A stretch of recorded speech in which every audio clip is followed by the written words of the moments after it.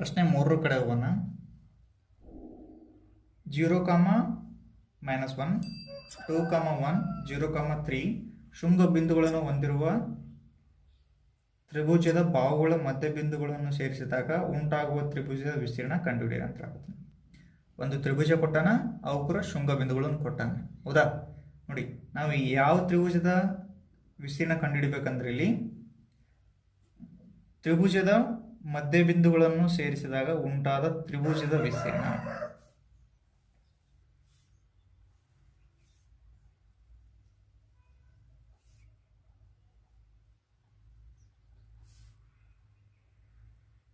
ನೋಡಿ, ಇದು ಪಿ ಅನ್ನೋದು ಮಧ್ಯಬಿಂದು, ಎ ಬಿ ಬಾವಿನ ಮಧ್ಯಬಿಂದು. ಇಲ್ಲಿ ಕ್ಯೂ ಅನ್ನೋದು ಎ ಸಿ ಬಾವಿನ ಮಧ್ಯಬಿಂದು, ಆರ್ ಅನ್ನೋದು ಬಿ ಸಿ ಬಾವಿನ ಮಧ್ಯಬಿಂದು. ನಾವು ಯಾವ ತ್ರಿಭುಜದ ಏರಿಯಾ ಕಂಡುಹಿಡಬೇಕಂತಂದ್ರೆ ತ್ರಿಭುಜದ ಮಧ್ಯ ಬಿಂದುಗಳನ್ನು ಸೇರಿಸಿದಾಗ ಉಂಟಾದ ತ್ರಿಭುಜ, ಈ ತ್ರಿಭುಜದ ಏರಿಯಾ ಕಂಡುಹಿಡಬೇಕಾಗುತ್ತೆ. ಹೌದಾ? ಈ ತ್ರಿಭುಜದ ಏರಿಯಾ ಕಂಡುಹಿಡಬೇಕಂದ್ರೆ ನಮಗೆ ಈ ಕೋಆರ್ಡಿನೇಟ್ ಪಾಯಿಂಟ್ ಬೇಕು, ಪಿ ಕ್ಯೂ ಆರ್ ಕೋಆರ್ಡಿನೇಟ್ ಪಾಯಿಂಟ್ಸ್ಗಳು ಬೇಕು. ಹಾಗಾಗಿ ಇದನ್ನು ಕಂಡುಹಿಡ್ಕೊಳ್ಳೋಣ. ಇಲ್ಲಿ ಪಿ ಏನಾಗಿದೆ ಅಂದ್ರೆ ಎ ಬಿದು ಮಧ್ಯಬಿಂದು ಆಗಿದೆ. ಹಾಗಾಗಿ P of X Y is equal to, ನಾವು ಮಿಡ್ ಪಾಯಿಂಟ್ ಫಾರ್ಮುಲಾ ಯೂಸ್ ಮಾಡ್ತೀವಿ ಡೈರೆಕ್ಟ್ಲಿ. 0 + 2 2/2 -1 + 1/2 ಇಸ್ ಈಕ್ವಲ್ ಟು, ನೋಡಿ 0 + 2 ಏನಾಯ್ತು 2/2, -1 + 1 ಏನಾಯ್ತು 0, 0/2 ಇಸ್ ಈಕ್ವಲ್ ಟು 2 1 2 1 1, 0 ಆಯ್ತು. 0 by anything 0. P of X ಕಾಯ್ದು ಕೋಆರ್ಡಿನೇಟ್ ಬಂತು, ಅದೇನಾಯ್ತು 1, 0 ಆಯ್ತು. ಈಗ ಕ್ಯೂ ಆಫ್ ಎಕ್ಸ್ ವೈ ಕಂಡುಹಿಡಿತೀನಿ. Q of X Y is equal to same thing, ಇದನ್ನು x1 y1 ಇದನ್ನು x2 y2 ಅನ್ಕೋತಿದ್ದೀನಿ. 0 + 0/2, -1 + 3/2 is equal to 0 + 0 ಅಂದ್ರೆ 0, 0/2, 3 ನಲ್ಲಿ 1 ಕಳೀರಿ 2, 2/2 ಆಯಿತು. Is equal to 0 by anything 0, 2 1 2 1 ಎಷ್ಟು ಉಳಿತು 1 ಉಳಿತು. ಈಗ ಆರ್ ಆಫ್ ಎಕ್ಸ್ ವೈನ ಮಧ್ಯಬಿಂದು ಕಂಡುಹಿಡಿತೀನಿ. ಏನಾಗುತ್ತೆ ನೋಡಿ, ಇದು x1 y1, ಇದು x2 y2. 2 + 0/2, 1 + 3/2 is equal to 2/2, 1 + 3 is 4, 4/2 is equal to 2 1 2 1 ಎಷ್ಟು ಉಳಿತು ಇಲ್ಲಿ 1 ಉಳಿತು, 2 1 2 2 1, 2.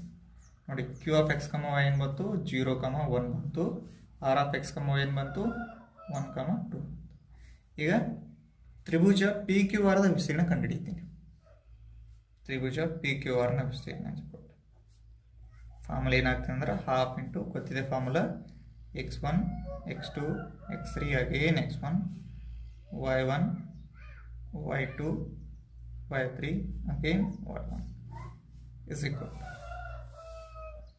ಹಾಫ್ ಇಂಟು, ನೋಡಿ ಪಿ ದ ಕೋಆರ್ಡಿನೇಟ್ ಪಾಯಿಂಟ್ 1, 0 ಇದೆ. ಇದನ್ನು x1 y1 ಅಂತ ಕನ್ಸಿಡರ್ ಮಾಡ್ತೀನಿ. ಕ್ಯೂದು 0, 1 ಇದೆ. ಇದನ್ನು x2 y2 ಅಂತೇಳಿ ಕನ್ಸಿಡರ್ ಮಾಡ್ತೀನಿ. ಆರದ್ದು 1, 2 ಇದೆ. ಇದನ್ನು x3 y3 ಅಂತೇಳಿ ಕನ್ಸಿಡರ್ ಮಾಡ್ತಿದ್ದೀನಿ ನಾನು.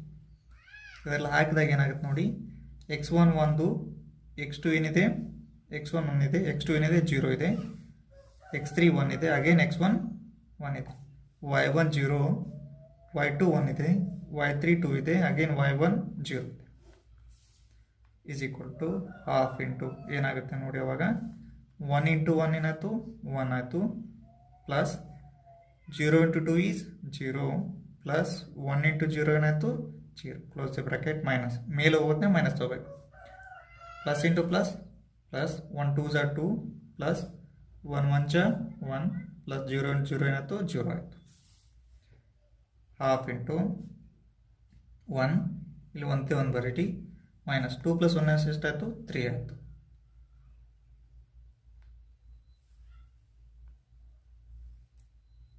Is equal to half into -3 ನಲ್ಲಿ 1 ಕಳೆಯಿರಿ, -2 ಆಯಿತು. 2 1 2 1 ಎಷ್ಟು ಬಂತು -1 ಬಂತು. ಏರಿಯಾ ಯಾವಾಗಲೂ ನೆಗೆಟಿವ್ ಇರೋಕ್ಕೆ ಸಾಧ್ಯ ಇಲ್ಲ, ಹಾಗಾಗಿ positive work is equal to 1 square units. 1 square units. ಇದೇನಿದು ತ್ರಿಭುಜ ಪಿ ಕ್ಯೂ ಆರ್ದ ವಿಸ್ತೀರ್ಣ. ಹೌದಾ? ಇದು ಮುಗೀತು. ನೆಕ್ಸ್ಟ್ ಏನು ಕಂಡುಹಿಡಿ ಅಂತ ಹೇಳಿದಾನಂತಂದ್ರೆ ಇನ್ನೊಂದು ಕ್ವಶನ್ ಇದೆ. ಈ ತ್ರಿಭುಜ ಪಿ ಕ್ಯೂ ಆರ್ದ ವಿಸ್ತೀರ್ಣ ಮತ್ತು ದತ್ತ ತ್ರಿಭುಜ ಯಾವುದಿದೆ, ಎ ಬಿ ಸಿ ಇದೆ. ಅವೆರಡರ ಅನುಪಾತ ಕಂಡುಹಿಡಿಯಿರಿ ಅಂತ ಇದೆ. ಅನುಪಾತ ಕಂಡುಹಿಡಿಬೇಕಂದ್ರೆ ನಾವು ತ್ರಿಭುಜ ಎ ಬಿ ಸಿ ಇದನ್ನು ವಿಸ್ತೀರ್ಣ ಕಂಡುಹಿಡಬೇಕು. ತ್ರಿಭುಜ ಎ ಬಿ ಸಿ ದ ವಿಸ್ತೀರ್ಣ ಇಸ್ ಈಕ್ವಲ್ ಟು, ಇಲ್ಲಿ ಫಾರ್ಮುಲಾ ಇದೆ, ಅದೇ ಫಾರ್ಮುಲಾ ಆಗ್ತಾ ಇದೆ. ಅರ್ಧ ಇಂಟು ಇದನ್ನು x1 y1 ಅನ್ಕೋತಾ ಇದ್ದೀನಿ, ಇದನ್ನು x2 y2, ಇದು x3 y3. ನೋಡಿ x1 ಅಂದ್ರೆ ಎಷ್ಟಿದೆ ಇಲ್ಲಿ 0, x2 2, x3 0, again x1 0, y1 minus 1, y2 1, y3 3, again y1 minus 1 is equal to ಅರ್ಧ ಇಂಟು ಕ್ರಾಸ್ ಮಲ್ಟಿಪ್ಲಿಕೇಶನ್ ಮಾಡಿ 0 into 1 is 0 plus 2 3s are 6 plus into minus 0 into 1 is 0. Close the bracket.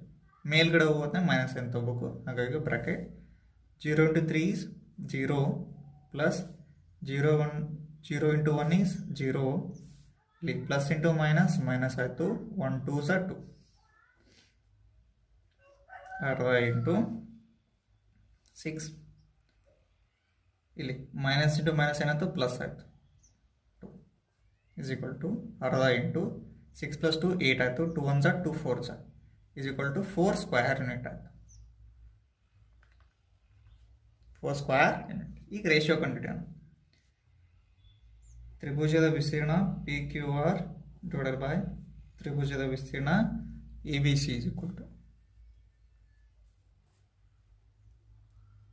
A B C is equal to ಏನಾಗುತ್ತೆ ನೋಡಿ, ತ್ರಿಭುಜದ ವಿಸ್ತೀರ್ಣ P Q R ಎಷ್ಟು ಬಂದಿದೆ 1 ಬಂದಿದೆ, divided by ತ್ರಿಭುಜದ ವಿಸ್ತೀರ್ಣ ಪಿ ಕ್ಯೂ ಆರ್ ಎಷ್ಟು ಬಂದಿದೆ 4 ಬಂದಿದೆ. implies that ತ್ರಿಭುಜದ ವಿಸ್ತೀರ್ಣ ಪಿ ಕ್ಯೂ ಆರ್ ಇಷ್ಟು ತ್ರಿಭುಜದ ವಿಸ್ತೀರ್ಣ A B C is equal to 1:4 ಆಗಿದೆ. ಈ ಕ್ವಶನ್ ನಂಬರ್ 4 ನೋಡೋಣ. ಕ್ವಶನ್ ನಂಬರ್ 4 ಏನು ಹೇಳ್ತಿದೆ ಅಂದ್ರೆ, ಒಂದು ಚತುರ್ಭುಜದ ಅನುಕ್ರಮ ಶೃಂಗಗಳು -4, -2, -3, -5, 3, -2 ಮತ್ತು 2, 3 ಆದರೆ ಅದರ ವಿಸ್ತೀರ್ಣ ಕಂಡುಹಿಡಿಯಿರಿ ಅಂತ ಹೇಳ್ತಾರೆ. ಇದನ್ನು 2 ತ್ರಿಭುಜಗಳಾಗಿ ಪಾರ್ಟ್ ಮಾಡ್ಕೊಳ್ಳೋಣ. ಒಂದು ತ್ರಿಭುಜ ಇ ಡಿ ಆಗಿರುತ್ತೆ, ಇನ್ನೊಂದು ಎ ಬಿ ಸಿ ತ್ರಿಭುಜ ಆಗಿರುತ್ತೆ. ಮೊದಲಿಗೆ ನಾವು ಎ ಡಿ ಸಿ ತ್ರಿಭುಜದ ವಿಸ್ತೀರ್ಣ ಕಂಡುಹಿಡಿಯೋಣ. ತ್ರಿಭುಜ A D C is equal to ಏನಾಗುತ್ತೆ ನೋಡಿ, ಹಾಫ್ ಇಂಟು ಫಾರ್ಮುಲಾ ಇಲ್ಲಿದೆ ನೋಡಿ, ಏನಿದೆ ಅರ್ಧ into x1 x2 x3 x1 again y1 y2 y3 y1. ಹಾಗಾಗಿ ಇದನ್ನು x1 ಇದನ್ನು y1, ಇದು x2 ಇದು y2, ಇದು x3 ಇದನ್ನು y3 ಅನ್ಕೋತಾ ಇದ್ದೀನಿ. x1 ವ್ಯಾಲ್ಯೂ ಎಷ್ಟಿದೆ ನೋಡಿ -4, x2 2 ಇದೆ, x3 3 ಇದೆ, ಅಗೇನ್ x1 -4. y1 ವ್ಯಾಲ್ಯೂ ಎಷ್ಟಿದೆ -2, y2 3 ಇದೆ, y3 -2, ಅಗೇನ್ y1 -2 ಇದೆ. is equal to half into ನೋಡಿ ಮೈನಸ್ ಇಂಟು ಪ್ಲಸ್ ಏನಾಯಿತು ಮೈನಸ್ ಆಯಿತು, 4 3s are 12, plus into minus ಏನಾಯಿತು ಮೈನಸ್ ಆಯಿತು, 2 2s are 4, plus into minus ಏನಾಯಿತು ಮೈನಸ್ ಆಯಿತು, 3 2s are 6 ಆಯಿತು. Close the bracket. ಮೈನಸ್ ಮೇಲ್ಗಡೆ ಹೋದ್ರೆ ಮೈನಸ್ ತೊಗೋಬೇಕು, ಹಾಗಾಗಿ minus into minus plus 4 2s are 8, plus into plus plus 3 3s are 9, plus into minus minus 2 2s are 4. Close the bracket. Half into ನೋಡಿ ಇಲ್ಲಿ ಎಷ್ಟಾಗುತ್ತೆ ನೋಡಿ, ಎರಡನ್ನು ಕೂಡಿ -12 -4 is -16, -16 -6 is -22 ಆಯಿತು. ಮೈನಸ್ ಇಲ್ಲಿ 8 + 9 is 17, 17 - 4 is 13, that is directly I am going to write 13. okay, 12 into ಎರಡನ್ನು ಕೂಡಿ ಎಷ್ಟು ಬರುತ್ತೆ ನೋಡಿ -35 ಬರುತ್ತೆ, ಪ್ಲಸ್ ಇಂಟು ಮೈನಸ್ ಮೈನಸ್ ಆಯಿತು, -35/2. ಏರಿಯಾ ಯಾವಾಗಲೂ ನೆಗೆಟಿವ್ ಇರಲ್ಲ, ಹಾಗಾಗಿ ಪಾಸಿಟಿವ್ ಬರ್ಕೊಳ್ಳೋಣ. ಪ್ಲಸ್ 35/2 ಸ್ಕ್ವಯರ್ ಯೂನಿಟ್ಸ್ ಅಂತೇಳಿ ಬರೀತಾ ಇದ್ದಾನೆ. ತ್ರಿಭುಜದ ವಿಸ್ತೀರ್ಣ ಎ ಡಿ ಸಿ ಇದನ್ನು ಇಕ್ವೇಷನ್ 1 ಅಂತೇಳಿ ಬರ್ಕೊಳ್ಳಿ. ಈಗ ತ್ರಿಭುಜದ ವಿಸ್ತೀರ್ಣ ತ್ರಿಭುಜದ ವಿಸ್ತೀರ್ಣ ಎ ಬಿ ಸಿನ ಕಂಡುಹಿಡಿತಾ ಇದ್ದೀನಿ. ಇಸ್ ಈಕ್ವಲ್ ಟು ಫಾರ್ಮುಲಾ ಇಲ್ಲಿ ಗೊತ್ತಿದೆ, ಹಾಗಾಗಿ ಡೈರೆಕ್ಟ್ ಬರೀತಾ ಇದ್ದೀನಿ. ನೋಡಿ, ಇದನ್ನು x1 y1, ಇದನ್ನು x2 y2 ಅನ್ಕೋತಾ ಇದ್ದೀನಿ, ಇದನ್ನು x3 y3 ಅನ್ಕೋತಾ ಇದ್ದೀನಿ. ಹಾಗಾಗಿ x1 ಎಷ್ಟಿದೆ? -4 ಇದೆ, x2 -3, x3 3 ಇದೆ, x1 -4 ಇದೆ, y1 -2 ಇದೆ, y2 -5, y3 -2, again y1 -2 is equal to ಅರ್ಧ ಇಂಟು. ನೋಡಿ, ಮೈನಸ್ ಇಂಟು ಮೈನಸ್ ಏನಾಯ್ತು? ಪ್ಲಸ್ ಆಯಿತು. 4 5 ಸ 20. ಮೈನಸ್ ಇಂಟು ಮೈನಸ್ ಏನಾಯ್ತು? ಪ್ಲಸ್ ಆಯಿತು. 3 2 ಸ 6. ಇಲ್ಲಿ ಪ್ಲಸ್ ಇಂಟು ಮೈನಸ್ ಮೈನಸ್, 3 2 ಸ 6 ಆಯಿತು. Close the bracket. ಮೈನಸ್ ಮೇಲ್ಗಡೆ, ಮೈನಸ್ ಇಂಟು ಮೈನಸ್ ಪ್ಲಸ್ ಆಯಿತು. 4 2 ಸ 8. ಪ್ಲಸ್ ಇಂಟು ಮೈನಸ್ ಮೈನಸ್ ಆಯಿತು. 3 5 ಸ 15. ಮೈನಸ್ ಇಂಟು ಮೈನಸ್ ಪ್ಲಸ್ ಆಯಿತು. 3 2 ಸ 6. 1/2 ಇಂಟು. ಹೌದಾ? ಈ -6 + 6 ಗೋಸ್ ಕ್ಯಾನ್ಸಲ್ಸ್. ಉಳಿದದ್ದು 20 ಉಳಿದಿದೆ. ಮೈನಸ್ ಇಲ್ಲಿ 8 + 6 ಎಷ್ಟಾಯಿತು? +14. +14 -15 ಕಳೆದಾಗ ಬಂದದ್ದು -1 ಬಂತು.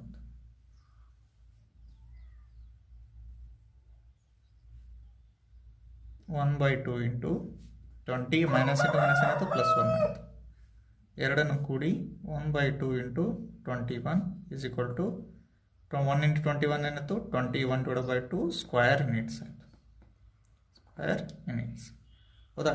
ನಮಗೇನು ಬೇಕಾಗಿದೆ ಈಗಂತಂದ್ರೆ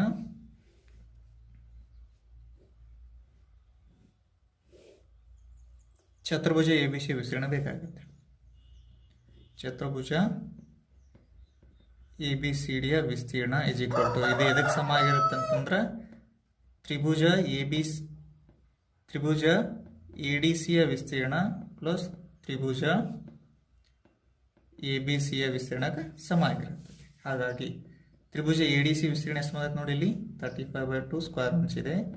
ಆ್ಯಂಡ್ ಎ ಬಿ ಸಿಯ ವಿಸ್ತೀರ್ಣ ಎಷ್ಟಿದೆ? 21/2 ಸ್ಕ್ವೇರ್ ಯೂನಿಟ್ಸ್ ಇದೆ. ಎರಡನ್ನು ಕೂಡಿ LCM 2 ಆಯಿತು. 35 + 21 ಎರಡನ್ನು ಕೂಡಿ ಎಷ್ಟು ಬಂತು ನೋಡಿ? 6 ಆಯಿತು. 56/2. 2 1 ಸ 2 2 ಸ 4. ಒಂದುಳಿತು 8 16 ಆಯಿತು. 2 8 ಸ is equal to 28 square units ಆಯಿತು. ಚತುರ್ಭುಜ ಎ ಬಿ ಸಿ ಡಿಯ ವಿಸ್ತೀರ್ಣ is equal to 28 square units. Question number 5 ನೋಡಿ ಏನು ಹೇಳ್ತಿದ್ದಾನೆ. 9ನೇ ತರಗತಿಯಲ್ಲಿ ಒಂದು ತ್ರಿಭುಜದ ಮಧ್ಯರೇಖೆಯು ಅದನ್ನು ಎರಡು ಸಮ ವಿಸ್ತೀರ್ಣದ ತ್ರಿಭುಜಗಳನ್ನಾಗಿ ವಿಭಾಗಿಸುತ್ತದೆ ಎಂದು ಕಲಿತಿದ್ದೀರಿ. ಇದನ್ನು A is equal to A of 4, -6, B of 3, -2, C of 5, 2 ಶೃಂಗಬಿಂದುಗಳಾಗಿರುವ ತ್ರಿಭುಜ ಎ ಬಿ ಸಿಯಲ್ಲಿ ತಾಳೆ ನೋಡಿ ಅಂತ ಹೇಳ್ತಾ ಇದೆ. ಎ ಡಿ ಅನ್ನೋದು ಒಂದು ಮಧ್ಯರೇಖೆ. ಈ ಎ ಡಿ ಮಧ್ಯರೇಖೆಯು ತ್ರಿಭುಜ ಎ ಬಿ ಸಿಯನ್ನು 2 ತ್ರಿಭುಜಗಳಾಗಿ ವಿಂಗಡಣೆ ಮಾಡುತ್ತದೆ. ಈ ತ್ರಿಭುಜ 1 ಮತ್ತು 2ರ ವಿಸ್ತೀರ್ಣ ಸಮ ಅದ ಅಂತೇಳಿ ತೋರಿಸ್ಬೇಕಾಗೈತೆ. ಹೌದಾ? ನೋಡಿ, ನಮಗೆ ಒಂದು ತ್ರಿಭುಜ ಎ ಬಿ ಡಿ ಆಯಿತು, ಇನ್ನೊಂದು ತ್ರಿಭುಜ ಎ ಡಿ ಸಿ ಆಯಿತು. ಈ ಡಿದು ಕೋಆರ್ಡಿನೇಟ್ ಪಾಯಿಂಟನ್ನು ಕಂಡುಹಿಡಿಯೋಣ. ಡಿ ಅನ್ನೋದು ಬಿ ಸಿ ಬಾವಿನ ಮಧ್ಯ ಬಿಂದು ಆಗಿದೆ. ಹಾಗಾಗಿ ಮಧ್ಯ ಬಿಂದು ಫಾರ್ಮುಲಾ ಯೂಸ್ ಮಾಡ್ಕೊಂಡು ಕಂಡುಹಿಡಿಯೋಣ. D of x, y is equal to 3 + 5/2, -2 + 2/2 is equal to, ನೋಡಿ ಏನಾಯಿತು? 5 + 3 8 ಆಯಿತು. 8/2, 0 -2 + 2 0 0/2 is equal to 2 1 ಸ 2 4 ಸ 4 0/0. ಹೌದಾ? ಡಿ ಇದು ಕೋಆರ್ಡಿನೇಟ್ ಪಾಯಿಂಟ್ ಬಂತು. ಈಗ ತ್ರಿಭುಜದ ವಿಸ್ತೀರ್ಣ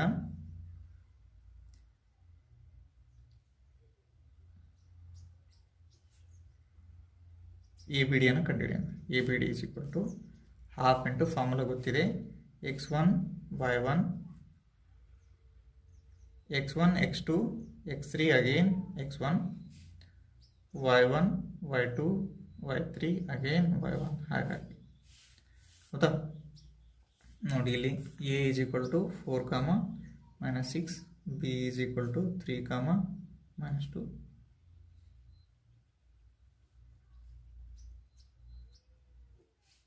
ಇದನ್ನು x1 y1 ಅನ್ಕೋತಾ ಇದ್ದೀನಿ, ಇದು x2 y2, ಇದು x3 y3 ಅನ್ಕೋತಾ ಇದ್ದೀನಿ. ಹೌದಾ? ಈಸ್ ಈಕ್ವಲ್ ಟು ಅರ್ಧ ಇಂಟು ನೋಡಿ x1 ವ್ಯಾಲ್ಯೂ ಎಷ್ಟಿದೆ 4, x2 3 ಇದೆ, x3 4 ಇದೆ, ಅಗೇನ್ x1 4 ಇದೆ, y2 -6, y1 -6 ಇದೆ, y2 -2, y3 0, ಅಗೇನ್ y1 -6 ಇದೆ. ಈಸ್ ಈಕ್ವಲ್ ಟು ಅರ್ಧ ಇಂಟು ಮಲ್ಟಿಪ್ಲಿಕೇಶನ್ ಮಾಡೋಣ. ಪ್ಲಸ್ ಇಂಟು ಮೈನಸ್ ಏನಾಯ್ತು, ಮೈನಸ್ ಆಯಿತು, 4 2s 8, 3 ಇಂಟು 0 0 ಆಯಿತು, plus into minus minus, 4 6 24, close the bracket. ಮೇಲ್ಗಡೆ ಹೋಗೋದನ್ನ ಮೈನಸ್ ಏನು ತೊಗೋಬೇಕು, ಹಾಗಾಗಿ ಮೈನಸ್ ಬರಿತಾ ಇದ್ದೀನಿ, ಬ್ರಾಕೆಟ್. 4 0s 0 ಆಯಿತು, plus into minus minus, 4 2s 8 ಆಯಿತು, plus into minus minus, 6 3s 18 ಆಯಿತು. ಹೌದಾ? ಅರ್ಧ ಇಂಟು -24 -8 ಕೂಡಿ ಎಷ್ಟು ಬರುತ್ತೆ ನೋಡಿ, -32 ಆಯಿತು. ಮೈನಸ್ ಈ -18ಗೆ -8 ಕೂಡಿ ಅದು -26 ಆಯಿತು. ಅರ್ಧ ಇಂಟು ನೋಡಿ -32, ಮೈನಸ್ ಇಂಟು ಮೈನಸ್ ಏನಾಯ್ತು, ಪ್ಲಸ್ ಆಯಿತು, 26. ಅರ್ಧ ಇಂಟು ಈ -32 ಪ್ಲಸ್ 26 ಅನ್ನು ಕಳೆಯಿರಿ, ನಿಮ್ಗೆ ಎಷ್ಟು ಬರುತ್ತೆ ನೋಡಿ,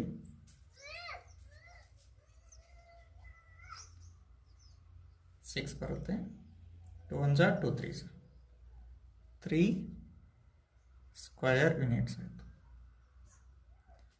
ಇದು ತ್ರಿಭುಜ ABD ಯ ವಿಸ್ತೀರ್ಣ. ಹೌದಾ? ಈಗ ಅದೇ ರೀತಿಯಾಗಿ ನಾವು ತ್ರಿಭುಜ ADC ಯ ವಿಸ್ತೀರ್ಣ ಕಂಡುಹಿಡಿಯಬೇಕಾಗಿತ್ತು.